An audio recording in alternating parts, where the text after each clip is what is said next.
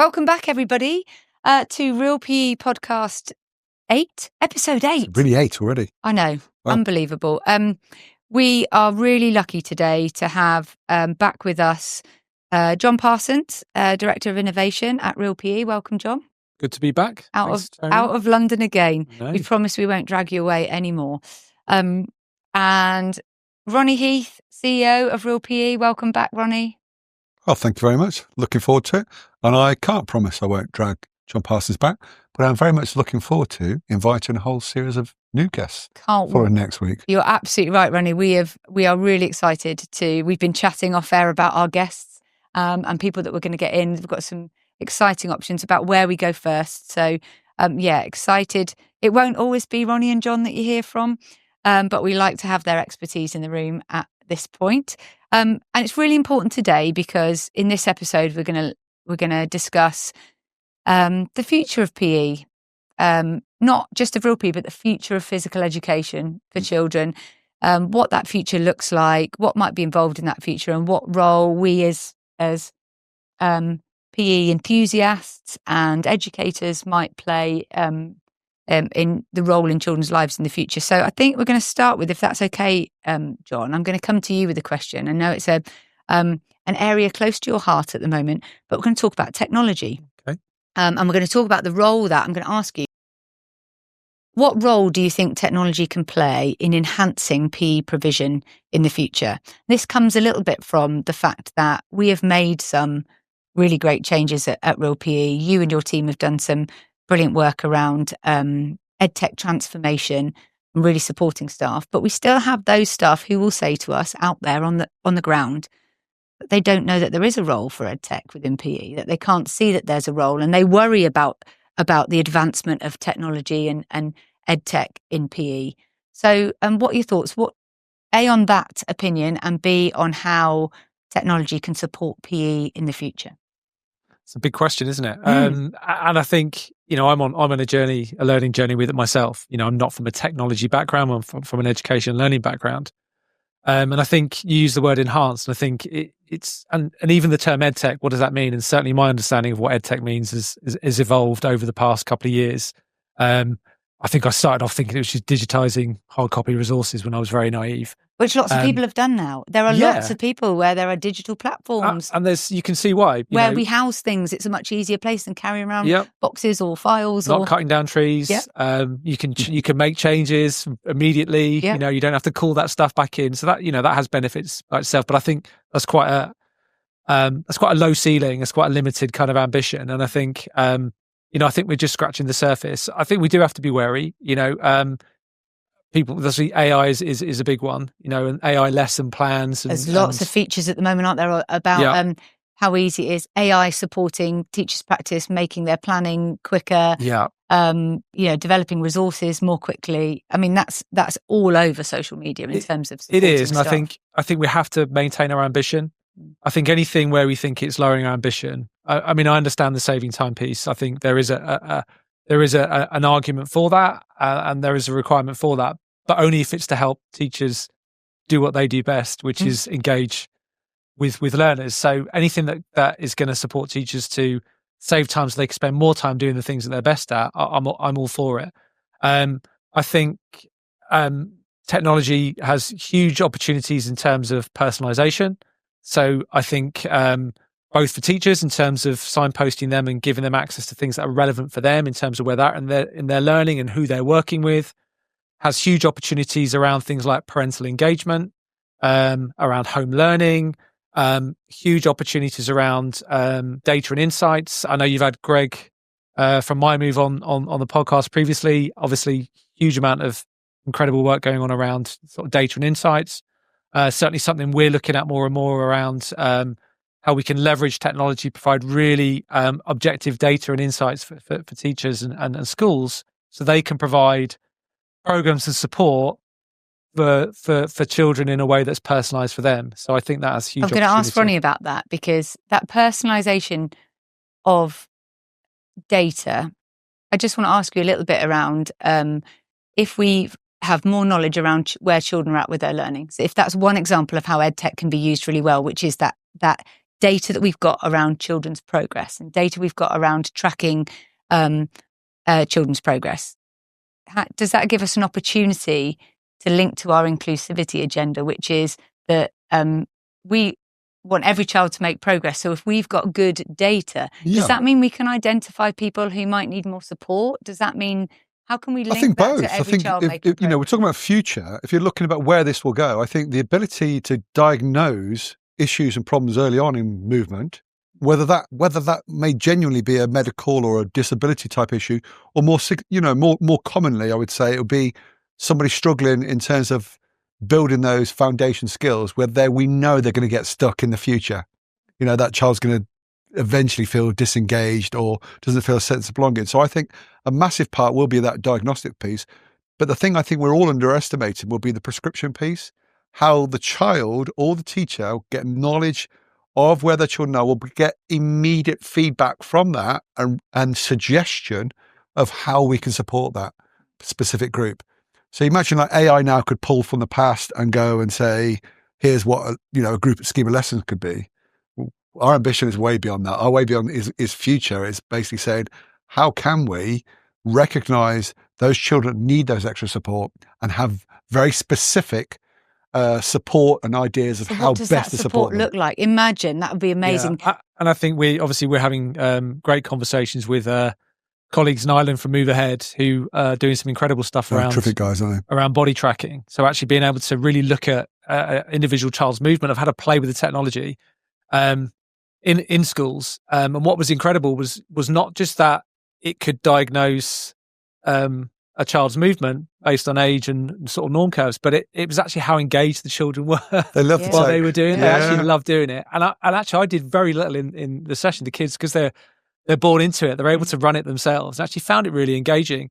And I think, to go back to your earlier question, I think technology is here to stay. So we have to lean into it and embrace it, and look at how we can get it to support children to be more active. Listen, we're always going to want children to go out and play and go to the park and get on their scooters and be active out of course. So how can this support and complement that, and also potentially do some education, particularly with parents and carers? Part of what we're trying to do through the Burst app is not just to get parents playing with their kids a bit at home, whether it's 5 or 10 minutes, but actually sort of give them a little bit of education around why this stuff is important. So why is it important your child has a good core stability, going to see well, it helps them with their handwriting, it helps them with their activity in sports and posture. So I agree. I think that the parental bit and being able to support parents is massive. But I think, both of us had this discussion. By the way, so it's not lost, we should get the Move Ahead guys on the podcast. Actually, they've got some lovely stuff to talk about. But where the challenge for me is that I'm concerned about those who need our help the most. Yeah. So if you're struggling in maths or English, you're almost certain to get either some individual support specific aimed at you to help and support that catch up and break through those ceilings, or you'll be in a nurture group of that support. I see the future of physical education where we don't see it as, everyone's pushing hard, isn't it, for 2 hours a week, and we understand why they're doing that. But actually, it has to be something that's integrated into a school. It'll be daily physical activity linked to their learning, to where they are in their journeys and what's needed. It'll be small nurture groups, preschool, in breakfast clubs, making the most of those opportunities where children are coming in preschool, getting them ready for the day and feel excited about what they're doing, and developing and getting that extra support in those type of contexts. So I see physical education as really shifting away from this concept of 2 hours and seen actually as integral to part of the whole curriculum. Some of our very best, tech will help with that. Some of our very best special schools, specialist provision, have they don't have a physical education program that is separate. They have a physical development program that runs across all areas of school life, and it might have 4 corners, or it might have 4 areas, of which the physical education lesson is one, but it's seen as an entire concept. I love going in and visiting those schools, because then you've got outdoor learning and you've got physical activity through the school day and you've got intervention groups, and all of those things are all in one offer. They are considered one thing. Right. And a lesson might become part of that offer. And that's a lovely way of viewing it, isn't it? Where we view physical education and physical activity as it starts the minute you come into school. It's very much an early years type approach. Yeah. And I think You've gone big quite early there, Ronnie, haven't you? Around it's actually redefining He's stolen my physical second question education, already. because I think we are limited by that narrow view. Whereas actually, if you take it for what it is, educating through the physical, well, why do we have to limit that to doing that for 2 hours a week? It could be all those opportunities that can happen throughout the day where we can start to thread in. We said it in two the other podcasts, haven't we? The same thing, haven't we? Is if you conjure up the image of CPD, it's a specific event where a teacher goes to a course. If you conjure up a position of PE, it's a lesson, isn't it? Yeah. That involves a uniform and a specific sport normally, doesn't it? And I think we've got to break all that scene. And what I loved about your touch, Tony, was that you still took us back to the fact that this, even though it might be a whole variety of bits, there's a coherent curriculum still. It's just we're accessing the support that we need at a given time and regular support, and probably more minutes, and those minutes probably more meaningfully if we see physical education as something that's happening as a joint project for school, home, community, and happening throughout their lives. I think that's what education really should be like. I think we often find, don't we, that our colleagues that we spend time with out there in schools at any level of from teaching to leadership often get confused with the concepts of physical activity, sport, and physical education. Mm-hmm. And whilst we can have done in the past and can provide them with statements that align to each of those, that maybe if we just looked at it as child's physical development across their school journey, that sport and physical activity and physical education build into that. But actually, we could look at it as a whole journey for their physical development. I'm comfortable with calling it education. It's only that it's a toxic brand, isn't it? PE. I'm comfortable calling it education with the goal ultimately, that positive relationship with activity. And if you can't get it just through emotional connection, that is a big part of it. But actually developing the core skills to allow me to join in, to access all those lovely things that are out there for me in the world of physical activity. And so I'm being educated and developing through that process. So I'm happy to use the term education, but it does gets lost in a PE thing. I think that takes us nicely onto, so thanks, John, both of you, for presenting a little bit about how EdTech can support and enhance PE provision. I thought you framed that beautifully. But can I just say that I think it's moving so quick. You probably ask again in 3 months. We'll come could back. be a different There's answer. another podcast. We need to get we'll have to get this podcast ahead of any others that we may have recorded before. To get that in. But no, John's right. We'll have to redo this. But again, I don't know. I always like the fact that we try our best to talk about what it will be like for children, what it will achieve, rather than what it will look like. And I think actually, first of all, we're not very good at predicting what it will look like. So you should keep your eyes open. Just keep reminding yourself of what the needs of children are, and how we best support the leaders and the adults and the teachers that do that. And I think as long as you keep basing on that, we'll keep coming back, and we'll forever, I think, use the phrase keep leaning into and embracing tech. I was going to embrace the tech. That's a lovely way to move on to. We got a little bit into it there. I would like to ask you both where you think now, thinking about the future of physical education, physical development, and children's needs, because children's needs have changed. And Ronnie, you alluded to it in previous podcasts. In fact, we all have, about the varying need of children in a class these days. Where do you think schools should be prioritising their time and effort with regard to children's physical development right now? Well, I think John is the obvious ones to go for is some of the key rocks in place. I think, John, you're good. I'm going to kind of leave you to pick that. I'm going to go in a slightly different direction, allow you to pick up the sort of core rocks and when and who and how. I'm going to say this big shift of focus is going to be on joyful experience. It's going to be about relationships. It's going to be about an emotional connection. I think we've got so bogged down in thinking that we've got to shift quite quickly to making progress today and how much we've achieved by the end of this session. And of course that's important. I would certainly like to think much more long-term, but creating a foundation, recognizing children are 3-dimensional, not 2-dimensional. We know makes it all a bit more complicated, doesn't it? But when push comes to shove, creating a foundation of joyful experiences, this should be a happy experience. Whether that's giggling, smiling, or it's just losing yourself in the moment. We've all been there, where that special moment where you can't think of anything else, or just joy of working with other people or being around them. And I think I genuinely think that we're going to have a massive swing back to that. I really hope we do, because then all the best learning will take place. But with the spin-offs from that, Ronnie, from joyful experiences, and we always use that phrase, positive relationship with physical activity, as an outcome for us. That's what we want as an outcome. Huge. But the spin-offs from joyful physical activity in a positive relationship is confidence and the desire to want to do that. Yeah. Sometimes we talk to our subject leads about what are your outcomes for your year 6 pupils when they leave primary school. And some of those will say, I want them to have a really great relationship with physical activity. Some of our schools from Real Peace certainly would do.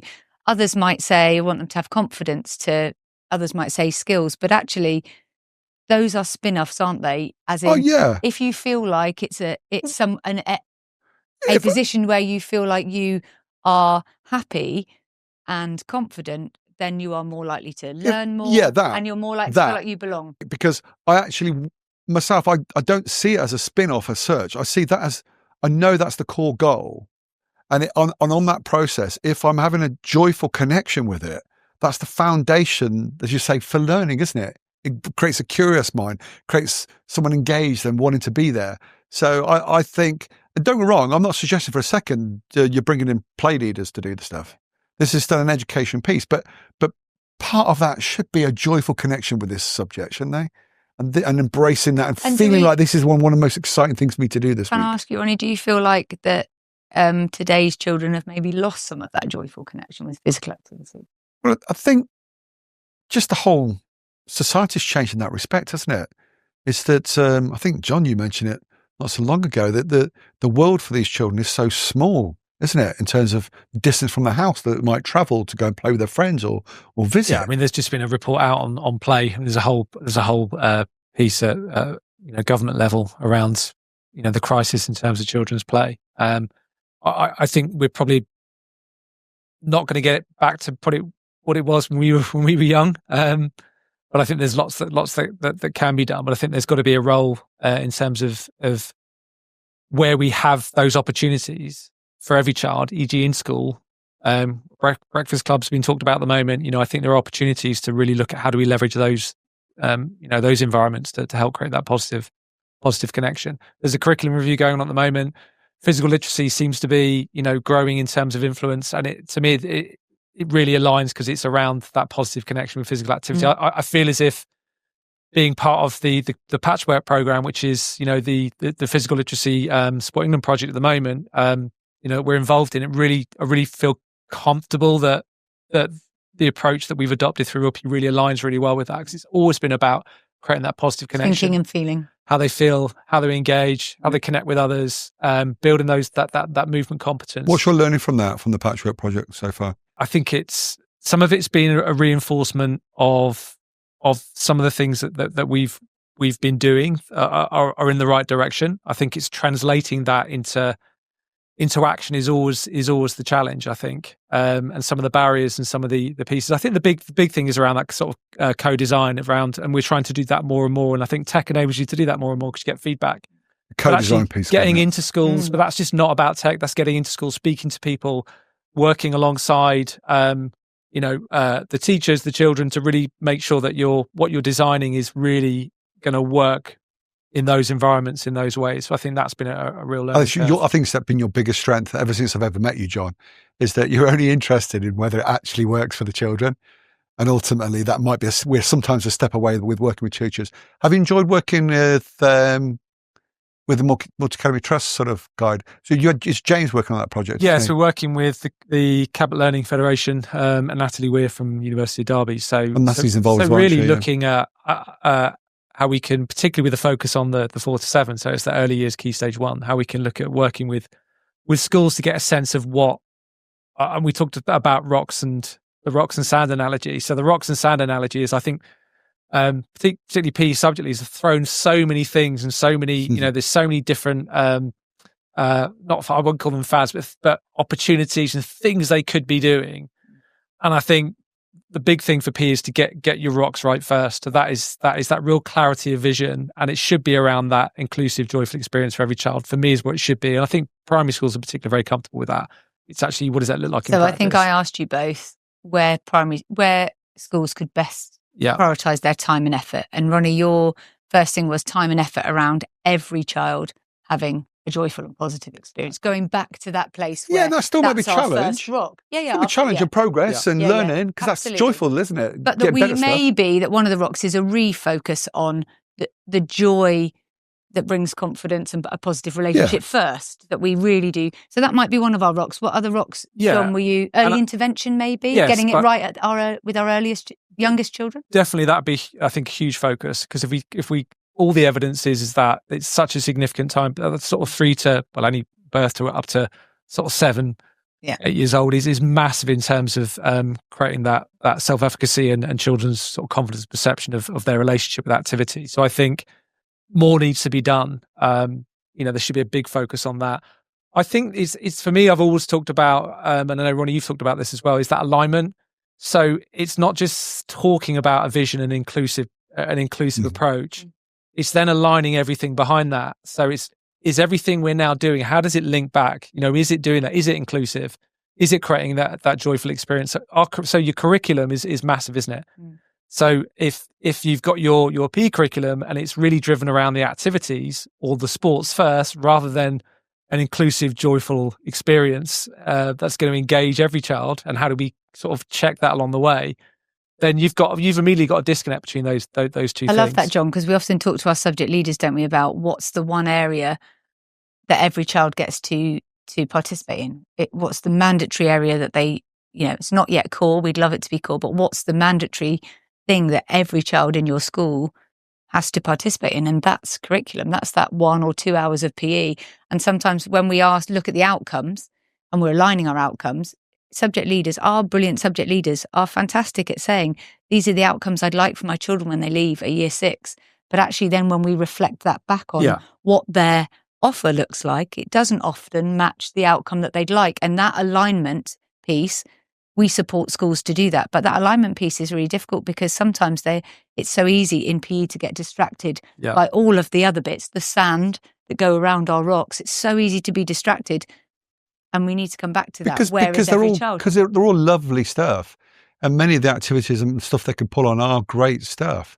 That is strategic leadership is where we see the best results, isn't it? You talked about talking with James, a group of schools that work together, podcasting about multi-academy trust this week, actually, about it. No, I absolutely agree that it will come down to that strategic leadership. We have to align all those things. I'll tell you what we've got good at. We've got good at what we say. We've got much better at that. People are now saying the right sort of things. But what we do in practice, and it's tough, it's a super skill. It's a real top-end skill. I can promise both of you, though, the more CEOs I speak to, their vision of future physical education is more ambitious. They are definitely talking about the fact that healthy, active children achieve more. So if you have a vision for learning on a broader scale, curriculum leaders are saying the same thing. They're saying, if we ignore the fact that some children are just not being physically active enough, not making enough, not connecting, not developing those core skills through physical education, they know it's having an impact on their schools. So I think, whilst again, there's still debate about what it will look like, I think we'll see a whole scheme over the next 20 or 30 years of seeing physical education as an integral part. I don't think it even needs to be a core subject. I think it'll be seen as essential. You used the term earlier around diagnosis, and I think the earlier that's picked up and addressed, massive, is the better. And I think schools will and trust will really get their head around that. Let's not wait. And knowing the problem, that schools want to know what the problem is. If you're a teacher, you want to know who those children are that need the support. What is it? But and the next question, of course, is how. But I think we need to know what the size of that problem is, and schools will respond to that.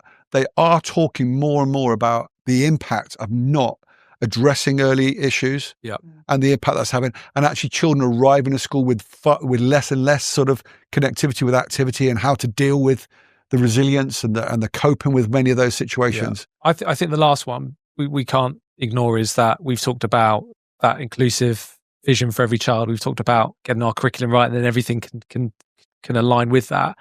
We've talked about the importance of early intervention. I think investing in professional learning in our teachers is massive.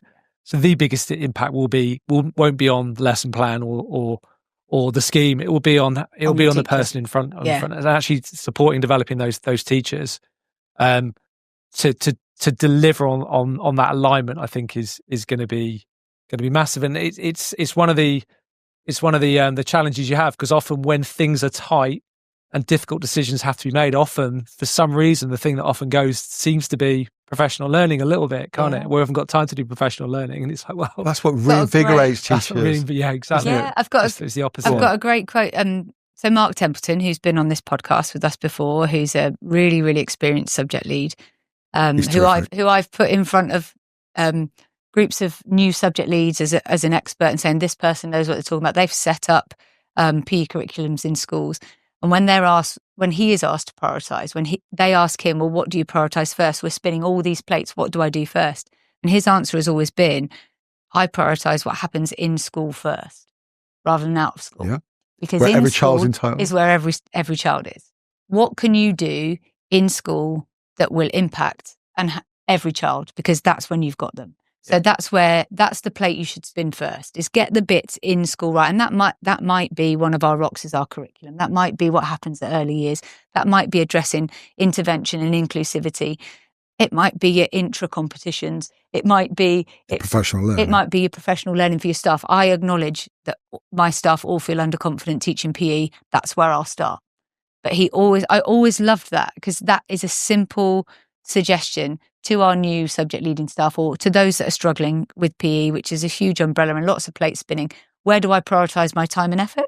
I prioritise it in school first, because my captive audience that's where my children are all the time. And so that's where I can have the greatest influence, and I can make sure every child has the best possible experience. And I'm guessing if you get it right there, you're then more likely to have more children confident and able to and want to go and he is not the only subject leader that tells us when you get it right in school, your out of school offer, so your extracurricular offer, your fixtures, all of the things you do, even your tracking your participation rates of which children have joined clubs, community clubs outside of school, all that is enhanced because your in-school offer is good. So the amount of subject leaders that tell us that when they get it right in school with a brilliant curriculum program and a lovely offer and intervention and great mapping and tracking of progress and lovely professional development for staff, when they get all that right, their numbers at after school clubs have doubled. The children putting their hands up to represent the school at that fixture, and the parents even willing to come and take the children to that fixture and pick up. They're moving one big cog.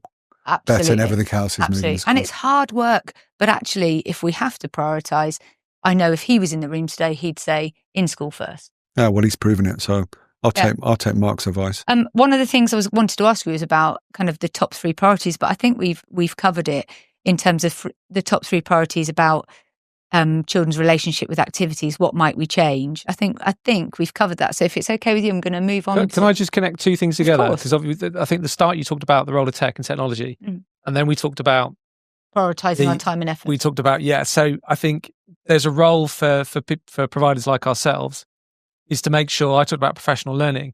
So if time is tight, we've got to make sure that professional learning is personalised and is relevant to that teacher's going to have impact. So you don't want to be sitting through or doing some professional learning thinking, well, 50% of this I know already actually isn't relevant to me in my role. I think there's huge potential for technology to really shape that learning experience around the needs of those teachers. And I love the idea, we talked about it earlier, about from an intervention point of view, that ed tech and technology could help us if I'm a teacher and I have a child that's struggling, and it might not be physically struggling, it might be struggling with social skills in PE lessons or working in small groups and teams. As a teacher, I might be able to see that child is struggling, but I'm not sure what intervention to put in place or what resource to use or how to support myself to help that child. I love the fact that we are talking about technology helping us provide a personal solution for that teacher, for that child. Absolutely. So if you go onto Netflix, then the first thing happens when you go onto Netflix, if you're with a partner or got your kids and adult kids and all the rest of it, you've all got your own profiles. So the first thing is when you go into Netflix, you see the stuff that you like and the stuff that you need and the stuff that you want. And then it still organizes it into saying, if you want to watch a box set or you want to watch some comedy or you want to watch an old movie or you want to watch something. And again, you get advice and guidance from that. So I think I think John really hit the nail on the head there, and you summarised it perfectly, Tony. There will be that time where I get what I want when I need it at the right time, at the right specific stuff. And I think people are steadily expecting that. If I turn on the platform, I'm expecting it to know who I am, where my class is in their learning, what have we done previously. If I wanted to do a gym lesson that would be similar on the same theme to really build on this learning, or to provide, where would I find that? And I want that to be pushed towards me. I want someone to tell me and guide me and give it. And I think that what you've described there, John, I don't think it is a dream, is it? I think you genuinely believe it's the way forward, and I think if we embrace it, tech will be that guide. It's the ambition, yeah. That's definitely the ambition. Brilliant. So on that note of ambition, what does success look like for Real PE? I'm going to give you a little bit of time to think about it. So in the future, what does success look like and feel like for you for Real PE in the next 8 years? 8 years, wow. We're 8 years on of the journey. Well, I think it's... What does it look like in the next 8 years? I'll only ever talk about outcomes really when you start talking future. I think we have to accept the fact that there's still way too many children that aren't getting access to it. And look, we have to say it. Economics plays a big part in this. It's not true on an individual level, but on a general level, it's a massive thing. I think that in 8 years' time, we'll have done our jobs and we'll have made the difference we really wanted to make, is if the majority of schools and culturally believe that every child should have a positive relationship with physical activity for life. And to achieve that will take an unequal effort. We will have to very deliberately focus our time on support the children that we can really make the biggest difference to. The truth is, including a couple of my children, is they're going to get that. Those that have the advantage will already get access to that stuff and extra support outside school. I think while we're in school, that'll be the shift and the change for me. Yeah, I mean, I'd love to see. It's probably bigger than us, but that cultural change would be something else. I think going back to the tech piece, I think one of the things that really excites me is that ability to be really far more objective in terms of impact. And I think I said it in a previous podcast. PE Sports had a lot of funding, a lot of investment. And there's a dearth of impact really when you look at the investment. There's lots of lovely anecdotes and case studies which have value. For that school, it's great. I'd love to be really in a position where in 8 years' time, if we're talking about the work that we're doing, we can really objectively talk about the impact we've had on teacher confidence, teacher expertise, pupil engagement, pupil progress, and actually break that information down into different groups. To say that actually we can see that we've had this impact on girls or on children with special educational needs or pupil premium children, all these things we can talk about, whether it's the development of their motor competence or, their enjoyment and engagement or develop a broader skills. I think that would be something that I don't think is being done yet. So that would be my ambition. It's really lovely to hear. I think if I was playing devil's advocate, I would say that there are lots of organisations out there at the moment who would feel like they had the same outcomes as you guys, who might say that, of course, we want children to have a positive relationship with physical activity. Of course, we want children to, of course, we're focused on a holistic approach for children. Of course, we're focused on what we think the children need. But actually, what I hear you saying, John, is that you want to be able to measure the impact that Real PE has and be able to harness that impact, understand it, harness it to have even greater impact in the future. Yeah, and learn from it. And if things aren't working, let's know that it's not working so we can go and make those changes. Yeah. I think it's being really open to not just to celebrate impact, but to find out where things aren't working and I love be able that. to go deeper into that. Well, why is that? So if there's a group that's not working with, then we can go and do something about it. So success for Real PE looks like we don't lose focus on our objective, our outcome of that positive relationship, but that actually we are adaptive and we are innovative and we do listen to members and to children's needs and teachers' needs, and we are going to move with those times to make sure that we're constantly meeting that need. But best practice has to become standard practice, doesn't it? And we've talked in previous podcasts what we mean by Real PE and what really is physical education. And I think that's ultimately where I'd like to be in 8 years' time, is we don't have to talk about real PE anymore, because it's a challenging, disruptive term. It's basically saying if every child isn't engaged, if there isn't a coherent curriculum, if everyone isn't challenged and learning isn't personalised, it's not education, then we should be at a point where we no longer use the phrase real PE. My guess is we'll have to use a different term than physical education, just because the historic brand is so tough. But that would be my ambition. It'd be lovely to say in 8 years' time that we've influenced the stuff that when people start talking about children's relationship with physical activity is a whole different debate. I love that. We're going to finish there.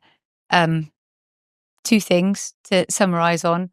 So the future of real PE is real PE and real results, where real PE brings real results, where best practice becomes standard practice. And I think that's a really great ambition to have for the future. It's been brilliant talking to you today. And hopefully we'll see you back on the podcast soon, but not too soon, because we've got more exciting guests than you to come in the future. people doing the real heroes, yeah.